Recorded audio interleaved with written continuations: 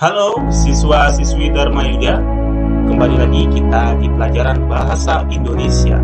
Bersama saya Mr. Tio, kali ini kita akan membahas tema 6E tentang wirausaha. Adapun materi yang akan kita bahas kali ini mengenai teks formulir.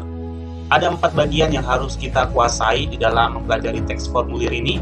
Yang pertama, kita harus mengetahui pengertian teks formulir. Yang kedua, jenis formulir atau macam-macam formulir.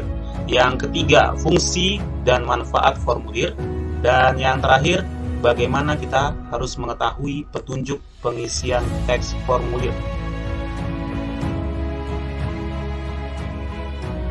Sebelum kita masuk ke materi inti, kita perhatikan ilustrasi berikut.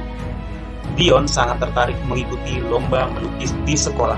Sebagai syarat untuk mengikuti lomba, Dion harus mengisi formulir pendaftaran terlebih dahulu. Nah, kira-kira sudah dapat belum? Apa itu formulir? Ya, sudah dapat bayangannya kira-kira? Apakah kamu pernah melihat formulir? Apa saja jenis formulir yang kamu ketahui? Nah, dari cerita tadi, ya, dapat disimpulkan formulir ternyata dibutuhkan dalam segala aspek termasuk tadi lomba. Langsung saja kita bahas. Apa itu teks formulir? Teks formulir adalah sebuah kertas yang berisi beberapa pertanyaan formal atau resmi yang harus diisi dengan data diri atau hal lain sesuai fungsi formulir tersebut. Yang kedua, kita bahas jenis atau macam-macam teks formulir. Ada beberapa macam, yaitu pertama, formulir pendaftaran. Yang kedua, formulir daftar riwayat hidup. Yang ketiga, formulir slip tabungan. Keempat, formulir ujian sekolah. Yang terakhir, formulir pengiriman barang. Kita bahas satu persatu. Formulir pendaftaran. Formulir pendaftaran, misalnya pendaftaran lomba seperti ilustrasi yang tadi si Dion ya. Ada juga formulir masuk sekolah. Dan yang terakhir, formulir ekstrakurikuler. Jadi semuanya membutuhkan formulir. Contoh yang lain, Surya akan mengikuti lomba dalam pameran negara-negara ASEAN. Untuk menjadi anggota tentu saja Surya harus mengisi formulir pendaftaran seperti contoh berikut ini. Ini dia ilustrasinya, si Surya lagi ngobrol sama temannya ya. Nah, inilah contoh formulirnya. Nah, yang bagian atas ada judul, yang formulir pendaftaran lomba. Yang bagian nomor 1 itu ada identitas, nama, umur, kelas, alamat, semua informasi data diri. Yang kedua di situ ada jenis lomba yang diikuti. Lomba apa? Misalnya lomba cerdas cermat atau lomba misalnya pameran dan lain-lain. Yang terakhir ada tanda tangan dan nama pendaftaran. Kemudian gunakan nama lengkap. Yang kedua, formulir daftar riwayat hidup. Berisi data diri seseorang, biasanya digunakan saat melakukan pendaftaran masuk sekolah atau melamar pekerjaan. Contohnya seperti ini. Ada judul yang paling atas, daftar riwayat hidup. Ada identitas diri, sama seperti tadi formulir pendaftaran ya. Ada nama, umur, tanggal, tentang biodata.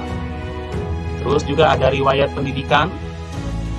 Tamatan apa aja, SD di mana, SMP di mana, SMP, SMK ya. Yang terakhir, yang selanjutnya pengalaman bekerja. Kalau sudah ada tulis, kalau tidak kosongkan. Dan yang terakhir tanda tangan serta nama pembuat, nama lengkap. 3. Formulir slip tabungan. Digunakan untuk menyetor uang ke rekening tujuan atau melakukan pengambilan tunai di bank. Saat ini memang aktivitas setor tunai sudah dipermudah dengan menggunakan m-banking ya di handphone. Nah, namun fasilitas kemudahan bagi nasabah lain tetap bisa melakukannya di bank.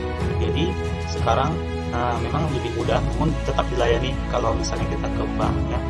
Adapun contoh slip ya, formulir slip tabungan. Nah, ini dia. Ada nama pemilik rekening siapa, nama kamu, terus alamat yang kamu tuju, nomor telepon yang kamu kirim, nomor rekeningnya lengkap, nah, berapa jumlahnya lengkap juga, terus tanda tangan. Ada juga tanggalnya. Formulir ujian sekolah, ini yang keempat. Formulir ujian sekolah biasanya disebut LJK, lembar jawaban komputer. LJK diisi ketika para siswa melaksanakan ujian yang berbasis nasional atau ujian akhir. Saat pandemi seperti ini ya, kita tidak ada ujian nasional lagi. Kalau kelas 6 biasanya ada, namun saat ini ada di kelas 5 AKM, asesmen ketuntasan minimal. Nah, di situ juga harus mengisi formulir biodata ya.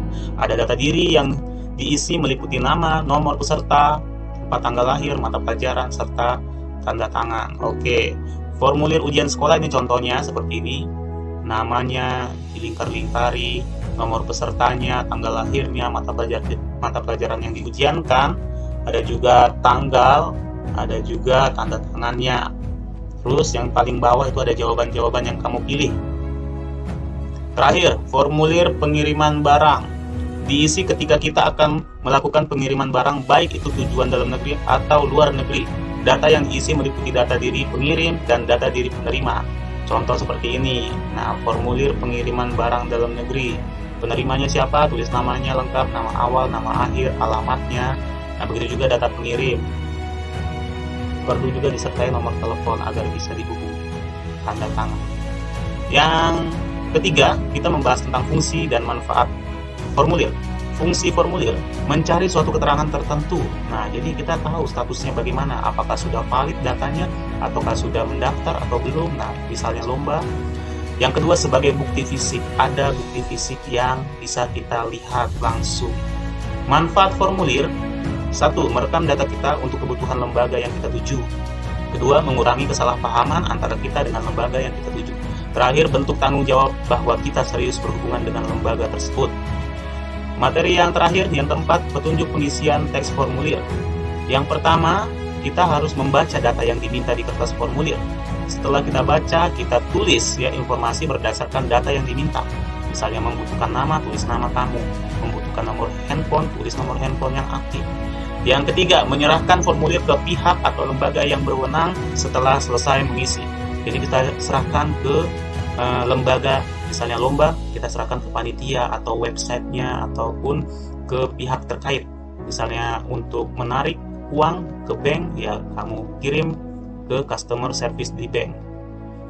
Sekian pembelajaran kali ini, semoga bermanfaat. Sampai jumpa di pertemuan selanjutnya. Terima kasih.